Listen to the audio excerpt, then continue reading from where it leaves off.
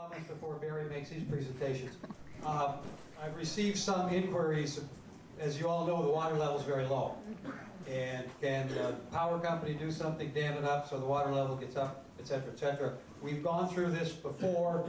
The short answer is no. They always have to let a certain amount of water to go over the dam to support fish, live, other plants, et cetera, downstream. So they can't just dam it up and everything like that. So until we get some more rain, the water level is going to stay the way. So next is Barry. Before Barry starts, I just want to say on a personal note how impressed I am the number of members who stepped up to help this fight this year.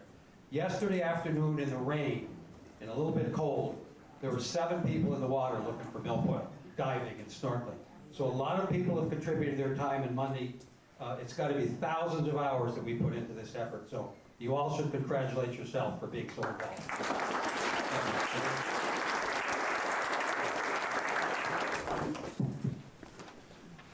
Thank you, Joe. Yeah, so that's the first thing I'll touch on is we've been on the water for the last couple days to evaluate and investigate how effective the herbicide treatment was back on August 13th. Lou Monahan and myself and Lee and Ginger Erdman went out on Thursday, and we deployed Lou's underwater drone with a camera and made like 3 passes up. Let's throw up the slide showing the treatment zones.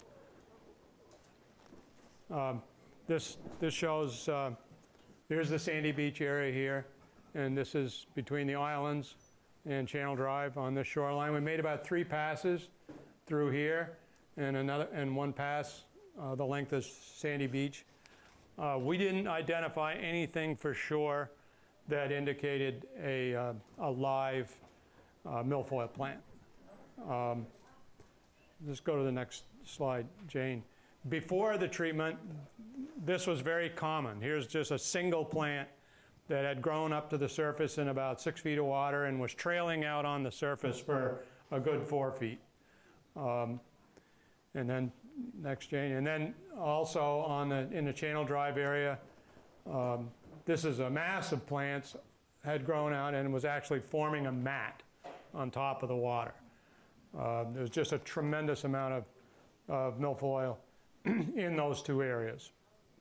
And then this just shows you how readily, this is a fragment of milfoil with roots already starting to grow off from it. And the divers would find dozens of these laying on the bottom around a mature plant. This stuff is just an amazing plant in terms of its ability to propagate and spread. So we did receive a permit from the state back in early August, and this shows the Solitude lake management boat that we contracted with to do the herbicide treatment. They had an airboat.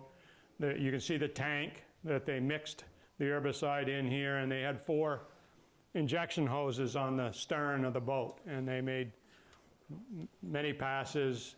You can see the boat pilot, he's got a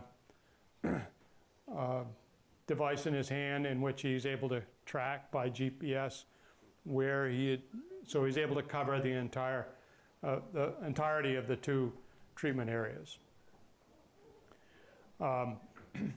We were required under the permit to sample the water 48 hours and 72 hours after the treatment. Jamie and I went out and collected the samples. It's probably hard to see, but what they were looking for was if there was any residual herbicide over 2 parts per billion, we needed to send in the second set of samples. So it turned out they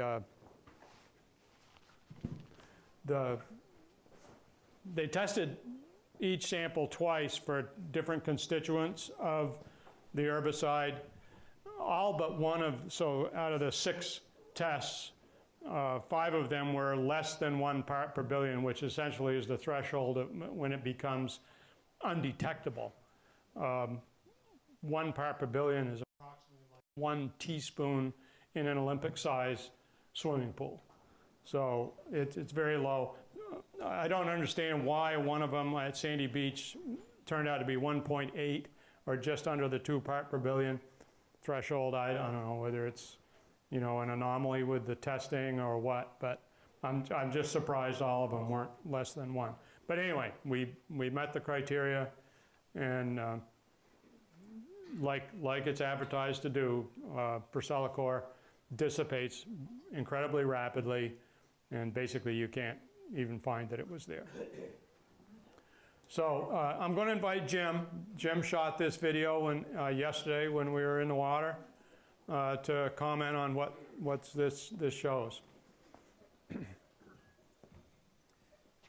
Okay, so when you saw the previous video, you saw the mats that were forming on the surface, and here you can just see the Percellacor zap this stuff, and it's all just laying down on the bottom. Sickly looking, it's not bright green, and you can see where these mats have just settled right down on the bottom, and it seems to be dying off pretty well. The interesting thing that we see about this is we've gone from, in the last few weeks, we've gone from Smith's Point all the way up around the top of the pond and then back down towards Sandy Beach, and all of the milfoil looks like this. So we're talking hundreds of yards out of the treatment area. We're seeing plants that look just like this. The weekend after they did the treatment, conversations between the divers were how sickly the plants looked even at the lower narrows. You know, we haven't been back that way to see what they look like now, but this is definitely from the effect of that Percellacor treatment, and we're seeing it in an area that's quite a bit larger than the actual treatment area that was done. So it has, from what we can tell, it's done its job. All set? Yeah, thank you, Jim. Lou, do you want to add anything from what we observed the day before?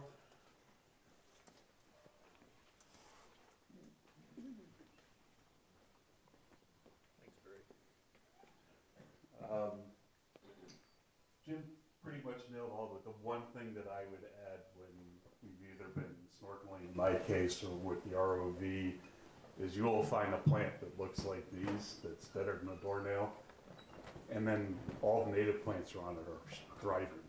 So the targeted capability of this treatment seems really positive, and that we're not nuking the lake. You know, we're not killing everything that we possibly can. So just from my opportunity to get out and work with everybody, I'd say if we have to do it again, it's been distinctly positive and highly targeted. So that's about all I could add. Thank you. Thank you. Thank you, Lou. That's a very good point. So we're pretty happy with what it appears to be right now. The dive crew is planning to go out again tomorrow and concentrate on this area along the Section I shoreline, and to evaluate just how much spillover we have, because we've been finding a lot of milfoil over in here along the Island Drive shoreline and into Clubhouse Cove here. So we're hoping that there's been enough spread to cause mortality there as well, hopefully. And that'll have a big influence on just how much we may end up having to treat next year. And then I will say that we have arrangements with Arrowwood Environmental to come in here the 3rd week of September to do the required post-treatment survey, and then they and we will be providing a report to the state on that, and that'll be basically the final evaluation of the effectiveness this year. And then we will do another survey next spring, which is also required under our permit. And then I'll just say real quickly in terms of the aquatic nuisance control permit that we applied for this year, which authorized us to do the herbicide treatment, is good for 3 years, the permit itself. However, if we choose to treat again with an herbicide or with Procelacor next year or the following year, we will have to submit another treatment plan. It was kind of a two-step process where we get a permit, then we had to submit the treatment plan showing the areas that we wanted to treat. So that we will have to go through that step again if we choose to treat. And as Joe mentioned earlier, we can't treat the same areas 2 years in a row. So we'll just see how things go.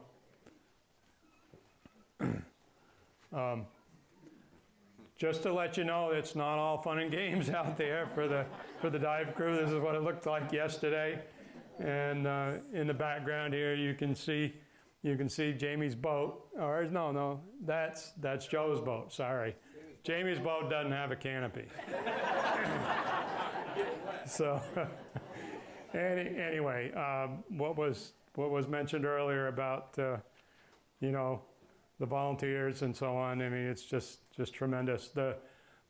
When Jim and we held the SNUBA training 3 weeks ago or thereabouts, we had a great turnout. We had a dozen or 15 people show up and checked out the SNUBA, and we immediately jumped up our participation in the dive crew from 2 to 4 on a weekend to 6 or 7 or even 8. So that's a great trend. We're planning to hold another training next spring to really build up this group of people who are willing to get in the water. And I will just say that the feedback I've been getting of new people using the SNUBA is it's actually an enjoyable thing to do, to get under the water and experience the lake in a very different way. And so I'm going to continue to encourage people to get involved, because one thing we haven't been doing this year in terms of milfoil management and containment is we haven't been making use of our bottom barriers that we really should have been. All we've been able to really do is just keep up with the new reports of new outbreaks, get in there and pull those plants up and go to the next spot and continue to survey. The putting down the bottom barriers is a more labor-intensive and time-intensive process, but I believe it's a better management approach if whenever we find a new patch somewhere, that we pull it and then put a barrier down, even though it may not be that big. It might only be 20 or 25, 30 foot square or something like that. But I think that's going to be a more effective way of keeping it from coming back, because that's what we're ended up doing. Let's go to another slide, Jane. Well, I'll come back to that subject in a minute, but this is a little more detailed financial accounting that Jack provided that tells you what we actually spent the money on, about $5,000 for the spring survey, $11,000 plus for the Vermont Hosers contract. They came in and did suction harvesting and hand pulling and bottom barriers. A little over $7,100 for the SNUBA purchase, almost $29,000 for the Procelacor treatment, and then $5,500 or so for other expenses. We got about $5,000 or less coming up for the post-treatment survey. The offsetting income, $20,000 from the state of Vermont grant, and 16.5 or thereabouts for donations and fundraising. So the net cost for the year just over $21,000.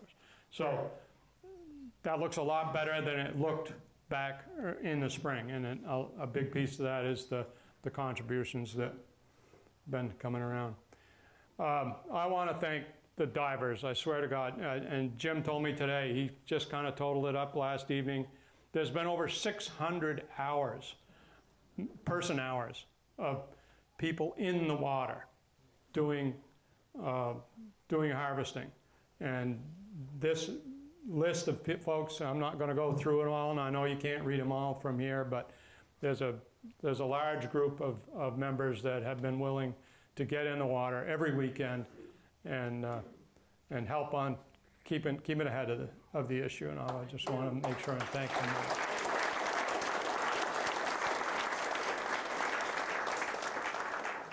Yep, Jane.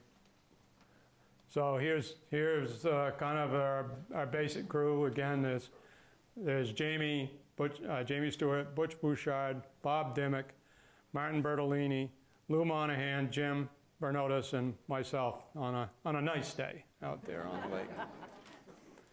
So I also want to not forget about the aspect of our lakeshore coordinators.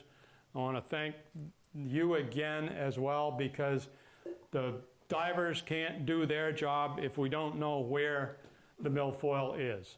And so this whole, I'm really pleased at how our system of setting up and breaking up the lakeshore and the littoral zone into sections and assigning lakeshore coordinators to each, and then recruiting your volunteers and staying on top of monitoring and surveying and looking for that stuff and identifying where it is, getting buoys out there so that we can go back and find them and then mark where they are. That piece of it needs to keep going on into the fall, because wherever the Percelicore hasn't worked, the milfoil is going to keep going. And again, I'm not an expert on this. I've only been in this for a little more than a year now.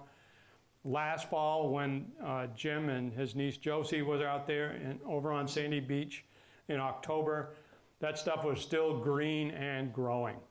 So wherever the herbicide hasn't worked, it's still going to be coming up on us, and we need to stay vigilant and stay with it until the growing season's over.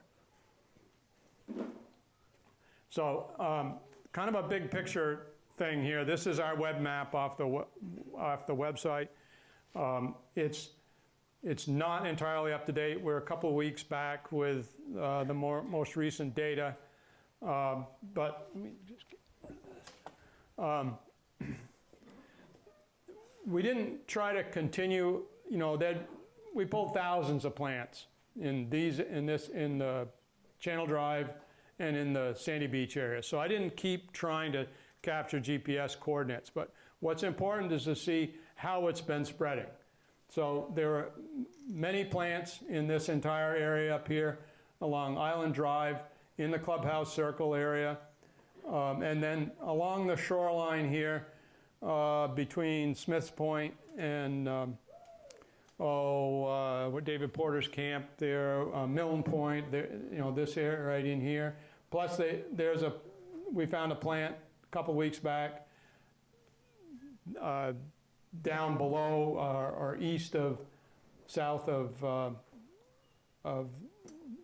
what's called Milne Point, I guess, in this area. So it's been creeping down this way, as well as the areas that even since last spring we identified plants by the fishing access along the Route 2 shoreline on the second pond.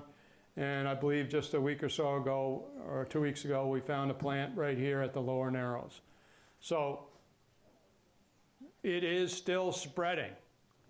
It's still threatening to take over parts of the lake, and the more areas of the lake that it establishes, the greater problem we're going to have with boat-induced fragmentation. We just have an inability to control where the boats go or to be able to, you know, show where it is, other than throwing a buoy out there, and it doesn't seem to help prevent the fragmentation issue. And that's, I'm convinced, just seeing the pattern of where it keeps growing. And actually, I don't think we showed that we found plants right in here too, above the Upper Narrows in by Rick Hackett's, in that cove there and by Pinars. So that's just an awareness piece that we need to that we need to work on. We got to figure out how to do a better job avoiding it moving around the lake. And I'm just sharing this Lake Eden picture again. This was just 2 years after they discovered it, the milfoil in Lake Eden.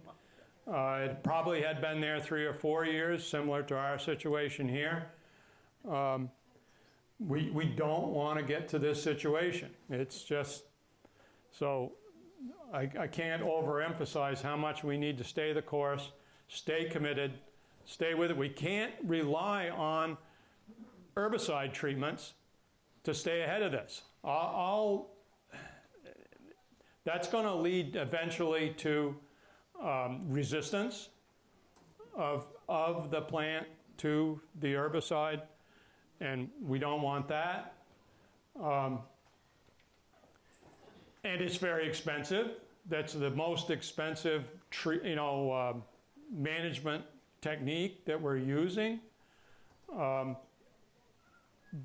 So it means Joe's Pond Association has got to continue doing whatever we can do with our own resources. And that is another important point from what I've heard from other lake associations, is we're doing more with our own resources than virtually every other lake that's in the state of Vermont that's dealt with milfoil. I think what's the right word? They kind of end up using the herbicide as a crutch, if they can't get the commitments, like what Joe was saying, some lake associations have a hard time getting 50% of the camps to even pay the dues, be active in the association. And we do so much better than that, and we need to sustain that. The last thing I wanted to touch on is boat wash station. Decontamination is how the state refers to it. We have a greeter program. It's not staffed all the time, but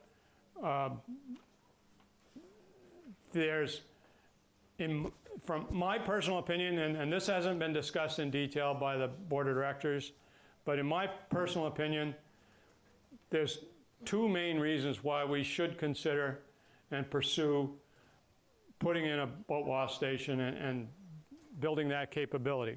I mean, first off is there are several other invasive species in Vermont, in other lakes in Vermont, we do not want to have coming into Joe's Pond. So that's the number 1 reason. Number 2, we have a ethical and moral responsibility not to be shipping milfoil out of our lake into somebody else's lake. And we would expect the same thing to happen with other lakes. When I talked to Stu Arnold, this is up the Caspian Lake the other day, and I mentioned that aspect of it to him. He says, "Oh my God," I said, "I really thank you for looking at it that way, that we owe it to the other lakes to make sure we're not sending milfoil out there too." Now, Kate Chateau volunteered to look into the potential for us to be able to develop a boat wash station at, come on, I can't keep this thing going. So I'm going to invite Kate to come up and give a summary of what she's found out talking to Fish and Wildlife and with wetlands.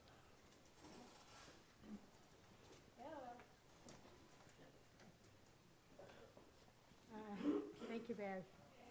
So it's been an interesting journey, I guess. I've been doing it maybe 6 weeks now. And starting with the fishing access. The issue with the fishing access is, well, of course, it's owned by the state of Vermont. It's a 1.97 acre site, and it's considered very tight.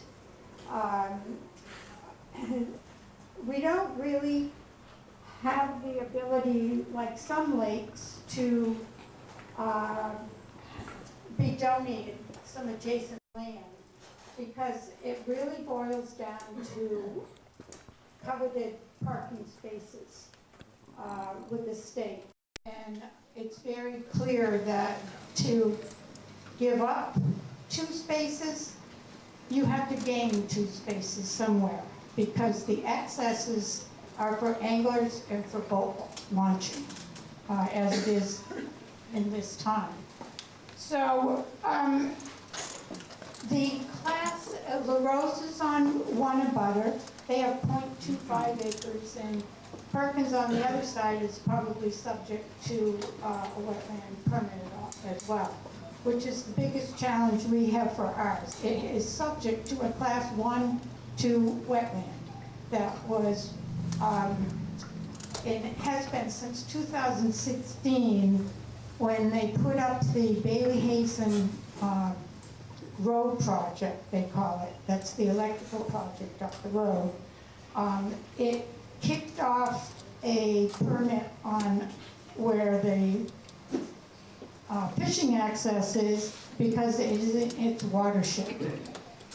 So I spoke with several people in terms of what should we do, because it's also very clear that Fish and Wildlife considers it vital to have a boat wash station. So Michael Wachowski oversees, he's the chief of overseeing all the fishing accesses. He's been very helpful, even responding to emails when he's been on vacation or away at a conference. He wants to be able to help. At the same time, he's very clear we are between a rock and a hard place there. So then I went towards Christine Keno from Shadow Lake, who was responsible for helping to get a boat wash station in there, and they've had one since 2003. And her take was, don't give up. There is a will. Where there's a will, there's a way. And like for them, they were lucky because they had some spots donated from an abutter so that they had enough land. She also has brought down, like initially I thought it had to be this big thing, but it really can be on a trailer, porch trailer they use, and they have a generator because it's essential that the water gets to be 140 degrees to be actually kill the milfoil. So where we stand right now is I did get all of the key players together, Ken Jensen, Lauren Sofer, who oversees, they're all wetland ecologists and specialists and trained. So they have a lot of information, and I want to make sure that we remain that they're allies. So at this point, I encourage everyone to just really think about, do we have a space somewhere here where we can get one of these, because we need one. It's vital.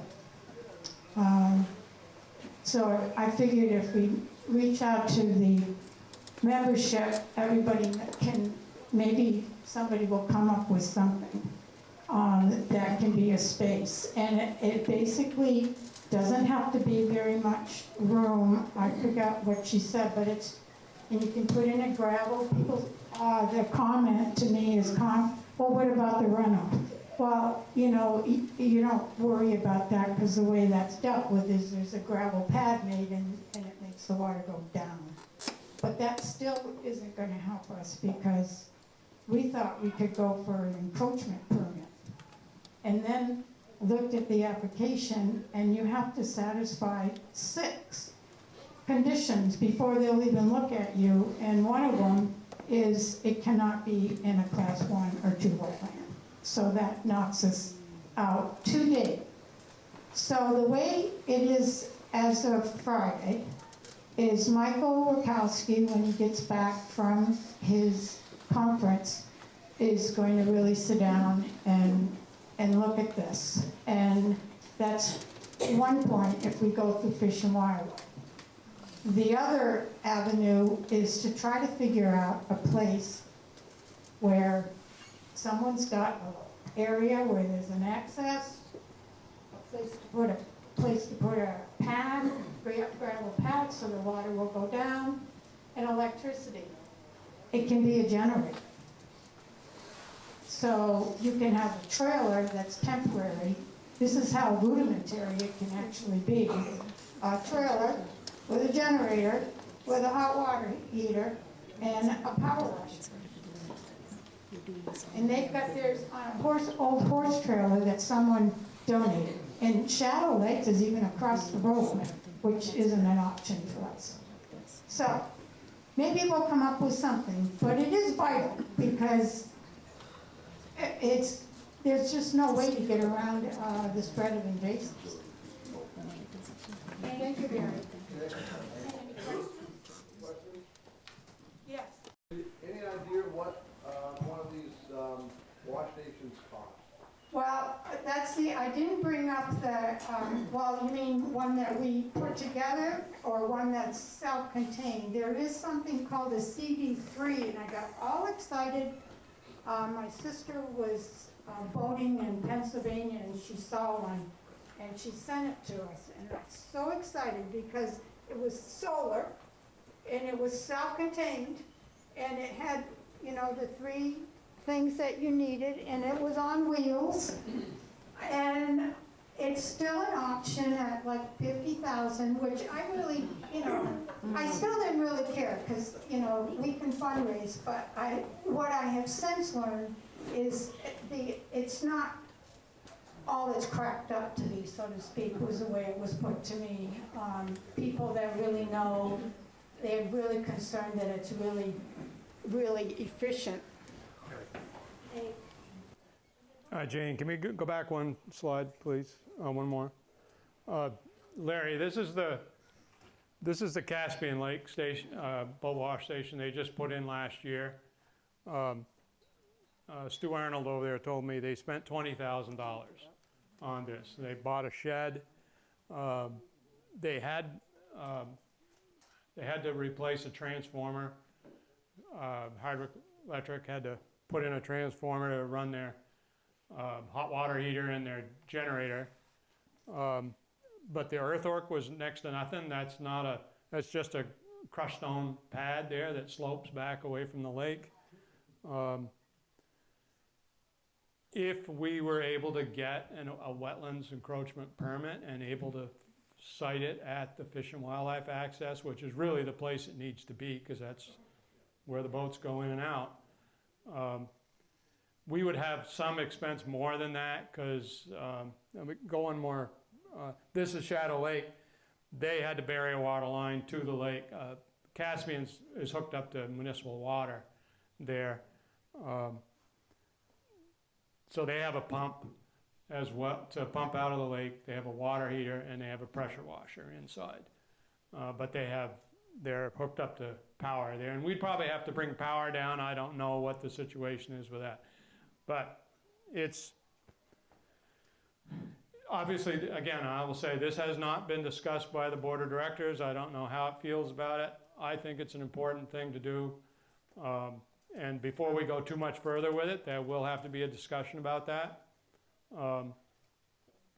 And I think my next step will be to talk to a consultant who is experienced in assisting clients in applying for wetlands encroachment permits to see what that would cost, see what the chances are of getting a permit, and then we can decide whether it's something we want to pursue any further or not. Rick? Yeah, it was said that there's one on a carriage, Shadow Lake. I'm assuming that's Shadow Lake and Glover and not Concord. Yes, that's this one right here. Can you park the shed on a old pontoon boat barge and put it next to the concrete pad if we get parking spots? That's a novel idea, yeah. It'd be self-contained. Yeah. You'd still have to have a place You gotta have the to park the trailer, the boat trailer, and so I'm not sure how workable that would be, but it's something to keep in mind. It's very hard to maneuver in that area. Yeah, Yeah, I think the Shadow Lake, and being on the trail, because Fish and Wildlife wouldn't want them to leave it there year-round. They did have to move it on and off the site, but they did allow them to put it there seasonally. Okay, Jane? So again, I just want to say thank you to all the support that the Joe's Pond Association membership has given to the Board of Directors, the Milfoil Management Committee, the divers, everybody that's been involved in this. It's, you know, we wouldn't have been able to do it without your support, and just asking you to continue. A couple other things too I don't want to forget.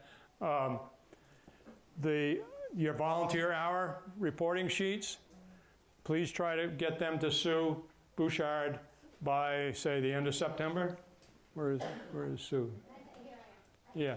I have some extra copies of people. Yeah, and Sue's good. On the JPA website, like. Yeah, okay. Could I suggest we make that electronic next year, just so it's easier to put in like a Google, shared Google document or something to. Yeah. Yeah. Did you hear that, Sue? No, I'm sorry. Suggestion to kind of make that an electronic digital thing that people could just fill out online and submit. Okay, next year. Next year? Next year. I need some tech help, but. And one other thing, Jamie Dimmick has produced, now be his 4th video. He did the training video from last spring.